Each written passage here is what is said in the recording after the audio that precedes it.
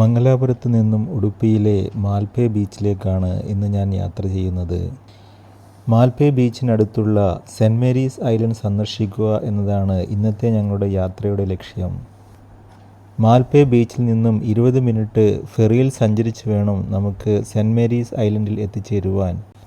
Karnataka tourism development കോർപ്പറേഷൻ്റെ കീഴിലാണ് ഈ മാൽപ്പേ ബീച്ചിലേക്കുള്ള ഫെറി സർവീസ് ക്രമീകരിച്ചിരിക്കുന്നത്.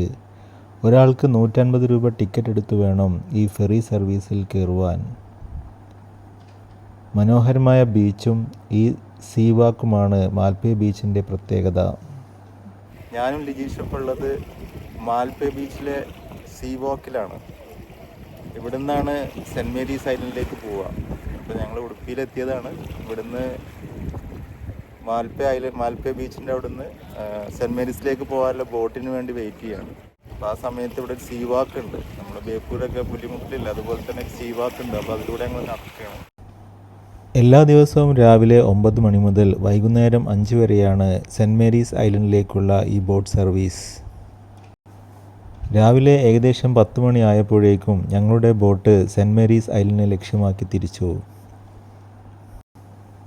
ചെറിയൊരു മത്സ്യബന്ധന തുറമുഖം കൂടിയാണ് ഈ മാൽപ്പേ ബീച്ചിനടുത്തുള്ള ചെറിയ തുറമുഖം. ഉടുപ്പി തീരത്തുള്ള 4 ചെറിയ ഐലൻഡുകളെയാണ് സെൻറ് മേരീസ് ഐലൻഡ്സ് എന്ന് വിളിക്കുന്നത്. മൺസൂൺ സമയത്ത് കടൽ വളരെ പ്രക്ഷുബ്ധമായതിനാൽ സന്ദർശകർക്ക് ആ സമയത്ത് സെൻറ് മേരീസ് ഐലൻഡിലേക്ക് പ്രവേശനം അനുവദിക്കുന്നില്ല. ഏകദേശം 20 മിനിറ്റ് സമയം ഫെറിയിൽ ഞങ്ങൾ സഞ്ചരിപ്പിച്ചപ്പോൾ അങ്ങ് ദൂരെ സെൻറ് മേരീസ് ഐലൻഡ് കാണുവാൻ തുടങ്ങി. മനോഹരമായ ഒരു ഐലൻഡാണ് cent Mary's island.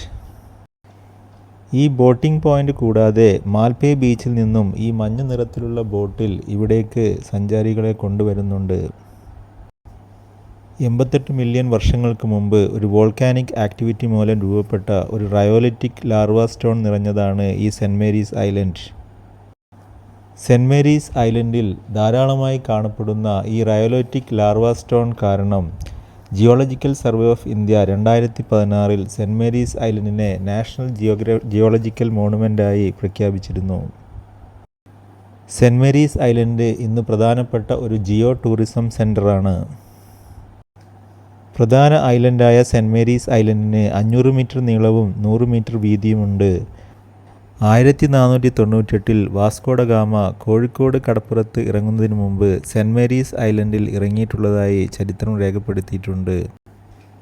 Saint Mary's എന്ന ഐലൻഡ് പേര് നൽകിയത് വാസ്കോ ഡ ഗാമയാണ്. വളരെ ചെറിയ ഐലൻഡായതിനാൽ യാതൊരു ആൾതാമസവും ഇവിടെയില്ല.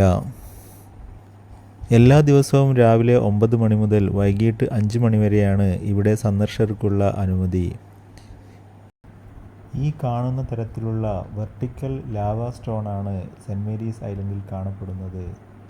ഇവിടെയുള്ള ബീച്ചിൽ സന്ദർശകരെ കുളിക്കാനോ സ്വിമ്മിംഗ് ചെയ്യാനോ അനുവദിക്കുന്നില്ല.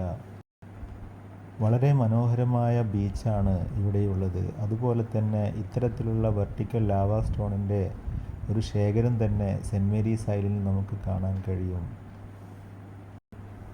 തീർച്ചയായും ഉടുപ്പിയിലെത്തുന്ന ഏതൊരു സഞ്ചാരിയും കണ്ടിരിക്കേണ്ട ഒരിടം തന്നെയാണ് മാൽപ്പേ ബീച്ചിൽ നിന്നുള്ള ഈ സെൻറ് മേരീസ് ഐലൻഡ്.